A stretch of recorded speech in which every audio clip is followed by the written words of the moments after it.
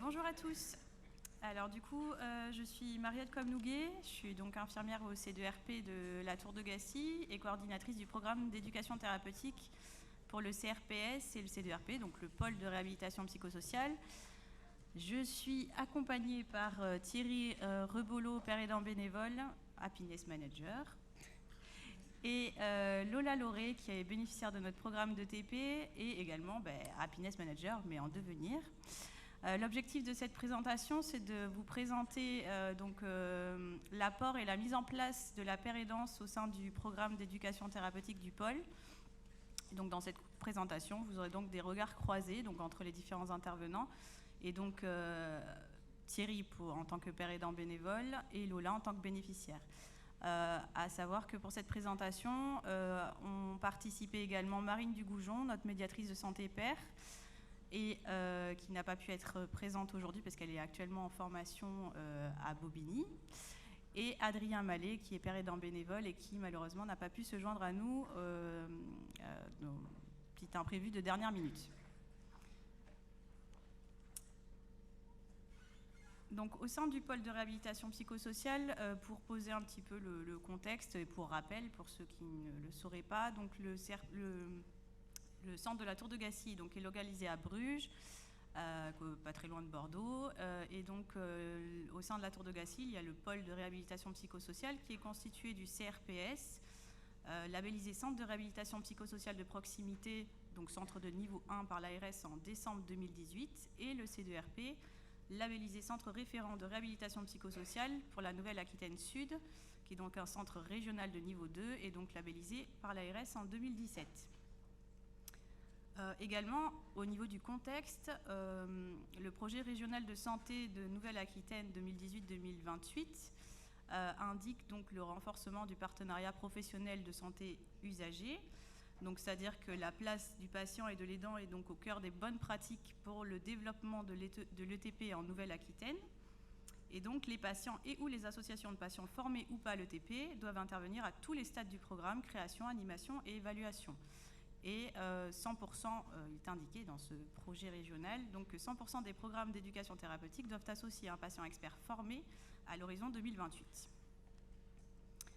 Alors, notre programme d'éducation thérapeutique, il a évolué au fil du temps. En 2008, nous avons mis en place les premiers groupes de psychoéducation à destination des patients et des familles. En 2011, du coup, nous avons déposé notre première demande d'autorisation auprès de l'ARS, qui a été validée. Puis, entre 2011 et 2018, nous avons développé notre programme en ajoutant différents modules et avons été renouvelés à chaque fois par l'ARS. En 2018, on a mis en place pour la première fois, suite à des sollicitations des patients et des familles qui nous disaient oui, vous nous parlez de rétablissement, c'est super, on vous croit, mais concrètement, montrez-nous que ça marche, et est-ce qu'il y a des gens qui pourraient nous rencontrer pour pouvoir témoigner de ce processus de rétablissement. Donc, on a mis en place, du coup, on a sollicité Adrien, qui a été notre premier père aidant bénévole, et qui a donc participé pour la première fois au groupe à destination des proches et aidants en 2018. Fort de cette expérience-là et des retours très positifs que nous avons eus des proches et des aidants, du coup, nous avons poursuivi et avons eu encore une autre personne en plus qui nous a rejoint, qui s'appelle Simon, mais qui, du coup, ne peut plus se rendre disponible. Et puis en 2020, on a réfléchi avec nos pères aidants bénévoles, et Thierry est arrivé à ce moment-là, pour mettre en place et co-créer du coup un module sur le rétablissement à destination des patients qui s'appelle Cap sur mon rétablissement. En 2021, nous avons eu la chance d'accueillir Marine Dugoujon, qui a été recrutée au sein de notre service en tant que médiatrice de santé père, et qui du coup, dès son arrivée, était très motivée pour participer avec nous à ce programme d'éducation thérapeutique. Et puis on en parlera, mais on en parlera dans la deuxième présentation tout à l'heure. On a du coup mis en place la père aidance famille également en 2021. Et 2021 est aussi synonyme de mise en place et formalisation, surtout pour légitimer aussi le statut de ces intervenants bénévoles, donc au travers d'une charte de partenariat que nous avons mis en place, et nous avons donc officialisé nos interventions avec eux. Et donc voilà. Donc notre programme actuel, du coup, nous sommes une équipe pluridisciplinaire. On a la chance d'avoir un certain nombre de professionnels, donc avec des compétences complémentaires, donc des infirmiers, des psychiatres, des neuropsychologues, une assistante sociale, notre médiatrice de santé père, nos pères aidants bénévoles évidemment, la diététicienne. Nous avons 6 modules de groupe actuellement dans notre programme d'éducation thérapeutique, donc 2 qui sont déclinables en individuel, notamment sur le trouble schizophrénique et sur le trouble bipolaire. Et donc la co-construction se fait en pluridisciplinarité, l'animation et l'évaluation, avec évidemment au sein de notre équipe nos pères aidants bénévoles et notre MSP Marine Dugoujon, donc Adrien Mallet, je les recite parce qu'on aime beaucoup travailler avec eux, Thierry Rebolo et Agnès et Jean-Claude Aubert pour l'UNAFAM qui nous ont rejoints cette année et qui se présenteront tout à l'heure. Donc notre belle plaquette réalisée par notre chargée de communication Louise, qui est disponible sur le site internet du C2RP. Et nous avons également des plaquettes individuelles qui seront rapidement mises en ligne sur le site également. Donc la paire aidance... Attendez, parce que Microsoft PowerPoint a cessé de fonctionner, c'est pas bon. Pas maintenant? Non. Très bien. La régie, vous pouvez nous aider? Ça a tout coupé. Alors, on reprend. Pas de panique. Hop.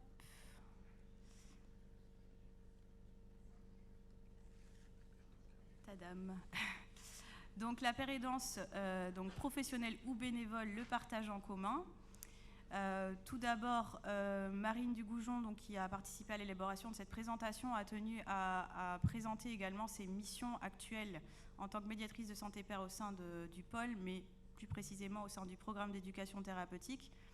Elle a estimé, donc elle nous a fait un joli camembert où effectivement vous pouvez constater que la formation prend quand même pas mal de temps, puisque c'est un tiers de son temps qui est dédié à cela. L'éducation thérapeutique, donc co-animation et création des supports donc en équipe. Elle poursuit également à l'issue du travail réalisé en éducation thérapeutique par des rendez-vous individuels où elle travaille en binôme avec l'infirmier référent du patient sur les directives anticipées en psychiatrie, à l'aide de l'outil Mon GPS, développé par le Psycom. Ensuite, évidemment, elle participe à la vie du service avec les réunions, des entretiens formels et informels. Et puis, à l'avenir, quand elle sera diplômée et qu'elle aura donc 30% supplémentaires disponibles, elle va pouvoir du coup poursuivre en termes de formation de l'équipe, notamment sur les outils du rétablissement, poursuivre également le travail au niveau de l'éducation thérapeutique avec des projets de co-création d'autres modules, notamment sur les droits, le travail, et elle travaille aussi en parallèle pour développer les partenariats avec les groupes d'entraide mutuelle, et notamment nous avons des projets avec certains d'entre eux. Je vais laisser la parole à Thierry. Merci, c'est parti. Bonjour à tout le monde. Donc je me présente, je m'appelle Thierry Rebolo, comme vous pouvez le voir affiché. J'ai 52 ans, j'ai toujours rêvé de devenir astronaute, un peu comme Thomas Pesquet, je dis bien un peu. C'est par la suite que ça s'est gâté. J'ai beaucoup voyagé, mais jamais sur la Lune, en tout cas, comme je le mets, pas dans la réalité. Alors on m'a diagnostiqué pour la première fois un trouble psychique pendant un voyage en Australie où j'étais parti 6 mois, sac à dos, et j'avais 32 ans. Alors voilà mon CV, voilà mon parcours. Alors c'est en novembre 2001 que j'ai une première hospitalisation, donc pendant mon séjour en Australie à ma demande. Voilà. Entre 2002 et 2006, j'ai eu une hospitalisation tous les 8-9 mois, dont un mois à Cadillac, qui laisse des souvenirs. De 2007 à 2016, je n'ai pas eu d'hospitalisation malgré quelques crises dues à mon trouble psychique. Et grâce au traitement et grâce à l'aide de mes proches, bien sûr que j'oublie pas, et mes amis, j'ai réussi à traverser toutes ces épreuves pendant toutes ces années. En février 2019, je fais une évaluation au C2RP à la demande de mon psychiatre. Alors moi, je pensais, pour la petite anecdote, je pensais qu'en fait, on allait m'annoncer une très mauvaise nouvelle. Et en fait, je suis content d'être ici aujourd'hui. C'est la première fois, donc pour moi, c'est important. Ensuite, que dire? Que je suis employé à l'Université de Bordeaux depuis maintenant 10 ans, en tant qu'agent administratif, et je suis fonctionnaire depuis 2019. J'ai écrit un conte autobiographique il y a quelques temps, basé sur mes voyages à l'étranger, et je vais faire ma toute première conférence que j'appelle plutôt un confestacle. C'est un mélange entre une conférence, un témoignage et un seul en scène, qui est prévu début 2022, qui s'appelle Bipolaire, Be Happy. Alors, un investissement et une expérience au profit des autres. Voilà ce qui s'est passé maintenant au niveau des ETP auprès des proches et aidants familiaux. En fait, avec mon collègue Adrien, qui n'a pas pu venir aujourd'hui, on a tenu, bien sûr, donner aux proches et aux aidants une vision de l'intérieur. Une personne atteinte d'un trouble psychique ne peut pas se résumer à une maladie. Le but du jeu, j'allais dire, c'était quand même de donner de l'espoir, en plus d'être valorisant pour nous, intervenants, pères aidants, c'était de donner de l'espoir et dire que vivre avec un trouble psychique, c'est pas une fatalité. On a évidemment évoqué le vécu de la maladie, ce que ne percevaient pas nos proches, par exemple, les effets secondaires qu'on pouvait avoir à cause dû au traitement. Et on a essayé d'expliquer aussi aux proches qui parfois nous aimaient mais étaient maladroits, qu'ils nous dictaient leur propre vérité sans imaginer en fait les freins thérapeutiques auxquels on doit faire face, auxquels on devait faire face avec un traitement parfois assez lourd. Donc par exemple, en termes de traitement, c'est sûr qu'on ne peut pas être toujours au top avec au quotidien une prise de Dépakote, d'Abilify par exemple, et mélangée avec du tertian et du Parkinan, dans mon cas par exemple.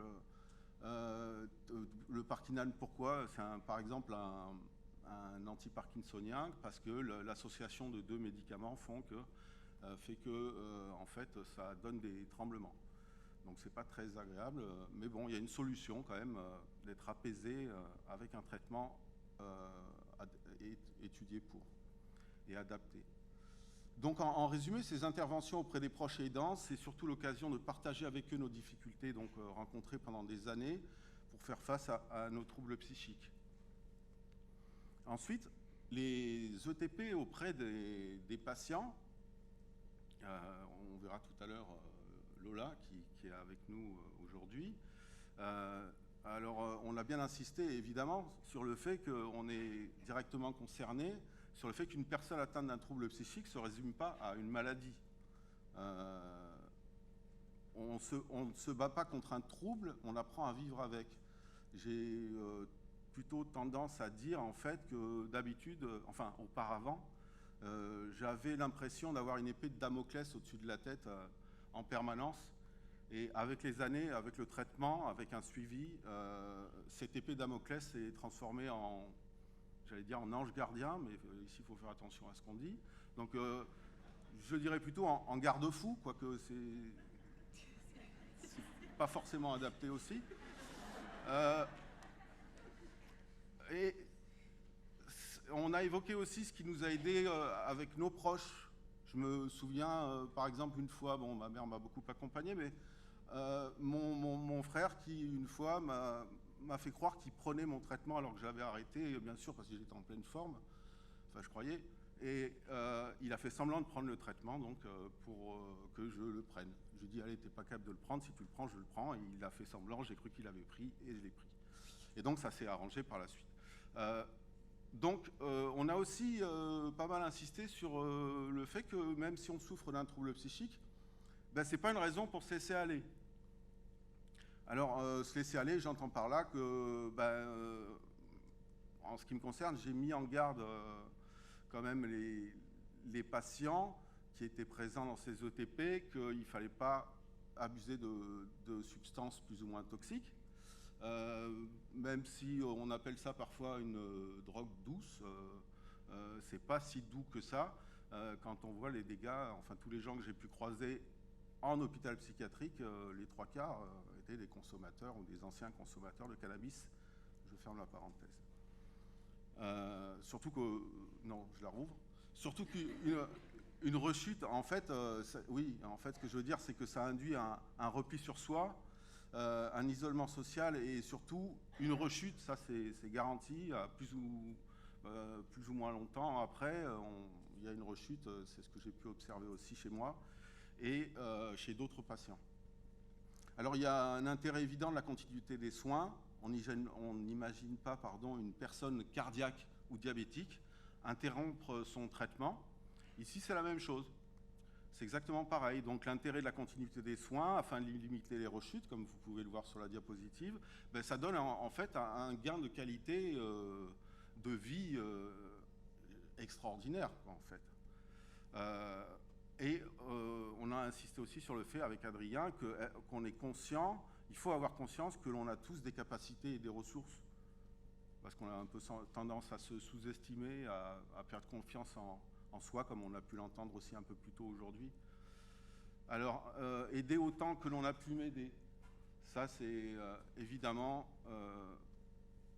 c'est quelque chose qui m'a personnellement pas mal touché aussi. Sans oublier la complémentarité qu'on a eue avec la paire aidance professionnelle en tant que bénévole, en tant que happiness manager, comme a trouvé Adrien. Je trouve la formule très très bonne.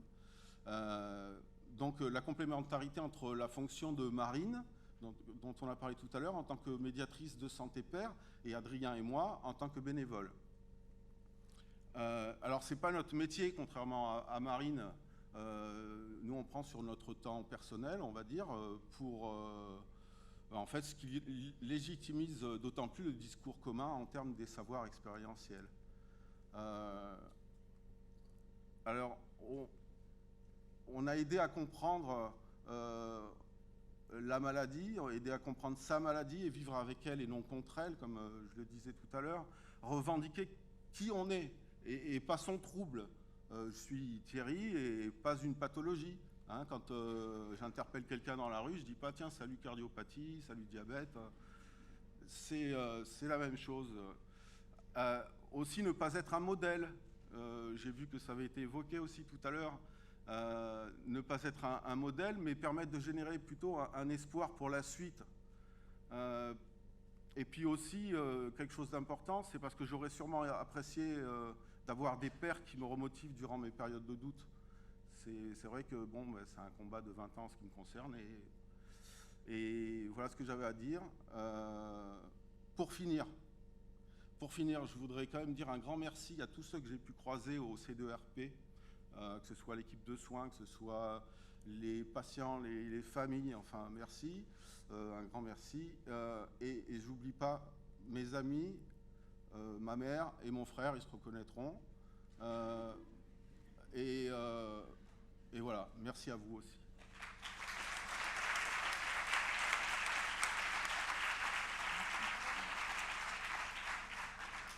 Avant de laisser la parole à Lola, juste un petit rappel pour les personnes en distanciel, c'est les modérateurs qui m'ont donné la consigne.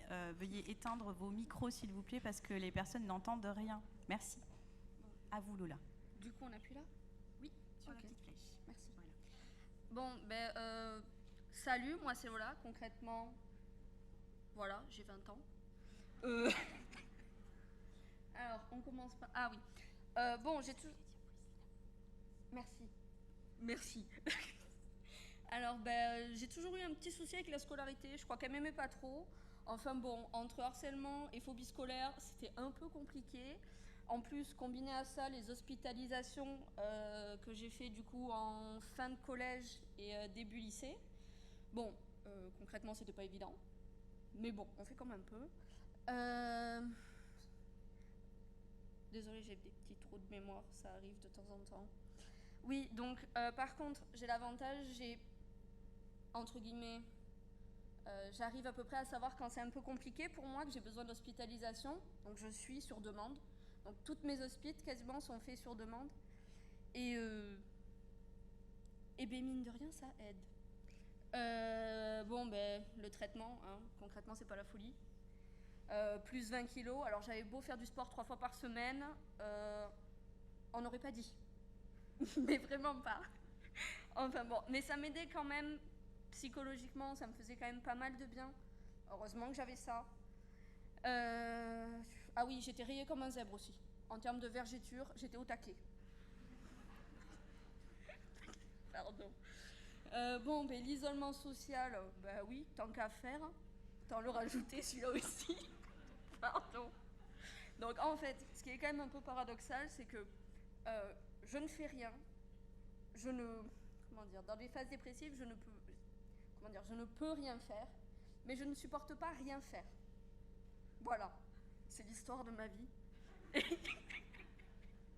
Et donc je me supporte pas, et les autres encore moins. Donc ma mère pourra en témoigner, mon entourage, quand je suis dans une phase colérique un peu, je dis attention, Patricia arrive. Alors je sais pas si vous avez la ref, mais franchement elle est pas mal celle-là. Ou attention cannibale, voilà.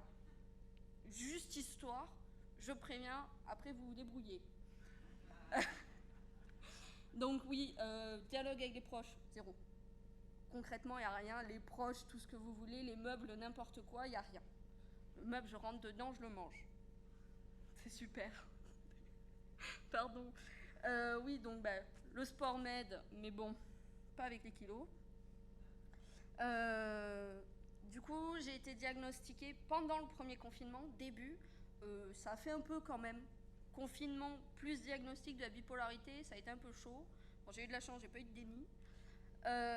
Ma psychiatre m'a ensuite vite orientée vers du coup le C2RP. Je savais même pas que ça existait. Pour moi, GACI, c'était juste la rééducation. Et en fait, non, il y a d'autres trucs. Pardon. Et donc j'y suis allée faire un bilan plutôt sympa. J'ai rencontré des gens super cool en fait. Et pardon. Et donc ça m'a permis de voir qu'il y avait quand même... je me débrouillais pas trop mal en fait. Je voyais que le positif. Bon, ça j'avais quand même un peu conscience, mais c'est encore un peu dur parfois de voir le positif. Donc du coup, ils l'ont fait ressortir et mine de rien, ça a commencé à rentrer. C'est-à-dire que je suis plus trop sourde. Et c'est franchement pas mal. Du coup, j'ai vu avec Marine qui m'a aidée et Marie-Aude pour l'élaboration d'un GPS. Franchement, c'est pas mal. Ça aide. Enfin, comment dire, c'est les personnes à joindre en cas de souci, c'est les démarches à suivre comme ça, qui appeler, enfin bon voilà, personne responsable, n'est-ce pas maman? Pardon.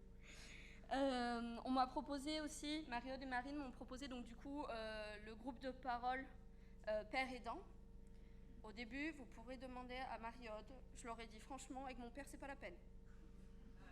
Ça va être plus que très compliqué. On dit, mais si, vous allez voir, je suis quand même sortie du bourreau. S'ils vont y aller, il n'y a pas de souci. Enfin non, j'étais même pas sûre que mon père y aille. Je me suis dit, ils vont pas réussir. Et ils ont réussi. Eh bien, j'ai été bien surpris. Donc du coup, mine de rien, ça a été très très bénéfique. Je pensais pas autant même. Parce que du coup, le dialogue de sourds à la maison ou inexistant, il y en a eu un au fil du temps. Et ma mère ne se prend plus pour un psychiatre. C'est sympa aussi. Maman, je t'aime, mais des fois, c'est un peu compliqué. Pardon. Enfin bon. Et avec mon père aussi, ça va mieux, mine de rien, parce que c'était un peu tendu déjà de base. Et bien là, ça s'est détendu. Et participant. Oui, ben voilà. Attendez, on passe à la suivante. Oui. Aujourd'hui. Ah oui, je suis sociable. Et je fais rire les gens contre toute attente. Bon, allez. Ah, j'ai pas fini. J'ai pas fini apparemment. Oui, donc maintenant du coup, je discute avec les gens et mon entourage. Et mine de rien, ça fait quand même un peu de bien, hein. C'est sympa. Ça me permet de redécouvrir des gens. C'est-à-dire, je voyais déjà que le négatif des gens, de ma famille et de mon entourage en général.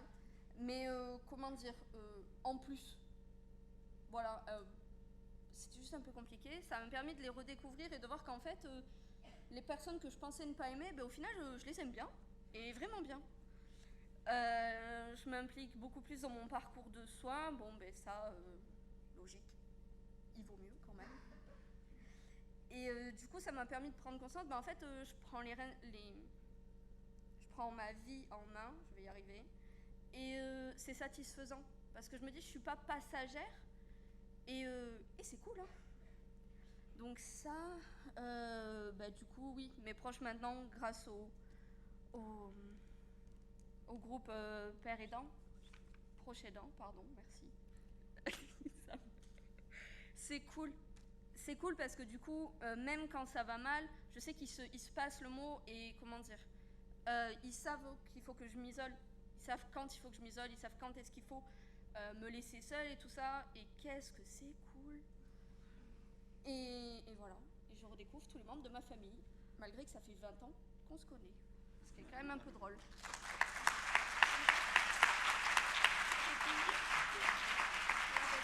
Merci beaucoup, Lola. En termes de perspective, très rapidement, pour la suite, on parle un petit peu de l'avenir. Co-construction d'un nouveau groupe sur l'hygiène de vie. On va poursuivre et développer nos partenariats, notamment avec les associations d'usagers. On a un projet avec le GEM Mediagora pour des interventions de père aidants dans d'autres groupes de soins, autres que le TP notamment. Nos pères aidants bénévoles et Marine, en tant qu'MSP, vont bénéficier de la formation aux 40 heures d'éducation thérapeutique. Et puis du coup, nous allons programmer la première de la Confestac de Thierry à la Tour de Gacy, début 2022. Voilà. Et je tenais à adresser un très très grand merci au nom de toute l'équipe à Thierry et Lola pour leur intervention aujourd'hui. Et également à Marine et Adrien qui n'ont pas pu être présents, mais qui ont grandement participé à l'élaboration de cette présentation. Et c'est donc un beau travail collectif. Merci à tous.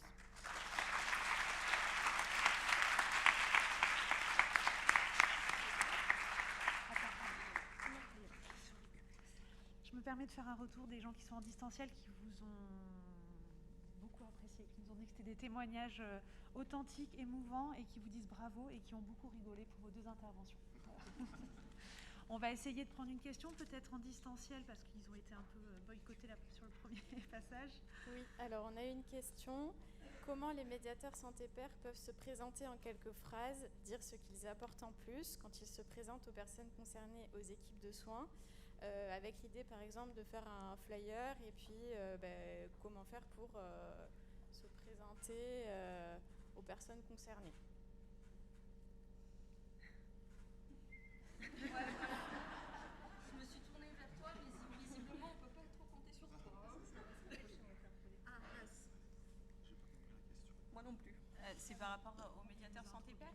Oui, comment vous pourriez vous présenter aux équipes, voilà, pour vous définir peut-être vos missions. En fait, en ce qui me concerne, la présentation, c'est d'égal à égal. On est tous dans le même bateau, j'ai pas dit galère. Et puis voilà, c'est juste un échange d'égal à égal. Je pense que ce qui caractérise le plus. Je sais pas si j'ai répondu à la question. Mais... Concernant Marine Dugoujon qui est MSP, quand elle se présente, que ce soit dans les ETP ou auprès des personnes que nous accueillons, elle aborde sa fonction, elle présente ce que c'est que la fonction de médiateur de santé-père, et donc en expliquant qu'elle a eu un parcours de rétablissement et qu'actuellement elle suit une formation pour permettre d'inclure les savoirs expérientiels au sein d'une équipe de soins, voilà, et qu'elle est un membre de l'équipe à part entière et qu'elle est disponible pour les recevoir, voilà, tout simplement. Et quant à moi, concrètement, comme pour l'instant j'ai juste été bénéficiaire, j'ai pas eu à me présenter en tant que, donc je suis juste patiente et ça me suffit. Pour l'instant. Pour l'instant. Merci. Est-ce qu'il y a des questions dans la salle? On a le temps peut-être pour une question. Bonjour, merci pour votre présentation. J'aurais une question pour Monsieur Rebolo. C'est peut-être une question indiscrète et si vous la considérez comme ça, il n'y a pas de souci, vous n'avez pas à y répondre. En fait, vous avez parlé de votre parcours de soins et du fait que vous aviez connu une hospitalisation en Australie, si je ne m'abuse. J'étais curieux d'avoir votre retour par rapport à ça. Est-ce que vous avez trouvé des différences entre les pratiques de là-bas et ce que vous avez connu ici en France ? C'est une excellente question. En fait, comme ça s'est passé en 2001, j'ai eu le droit tout de suite, je suis arrivé en fait aux urgences directement de moi-même, et puis j'ai eu le droit donc à une hospitalisation dans un premier temps dans un, à l'époque on pouvait dire un asile, hein, c'était vraiment, on m'a mis tout d'abord, on m'a déposé du brancard désanglé dans une pièce capitonnée comme dans les films qui font peur. Et dans la réalité, c'est troublant aussi. Et donc, c'était assez choquant quand même. Mais bon, c'était il y a longtemps. Je sais qu'ils sont quand même à la pointe maintenant en matière de soins, notamment dans la psychiatrie. Que dire d'autre ? Voilà, il n'y a pas trop de... Il y a aussi une vingtaine d'années, quand je suis rentré en France en 2002, que j'étais hospitalisé à Cadillac à ce moment-là. J'avais été mis dans une cellule et on m'avait aussi attaché pendant je ne sais plus combien d'heures les jambes et les mains et sédaté pour que je me calme. Je ne comprenais pas ce qui m'arrivait. Voilà, donc j'ai eu de la chance quand même.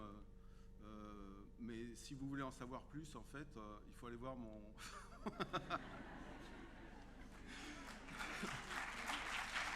Merci beaucoup en tout cas.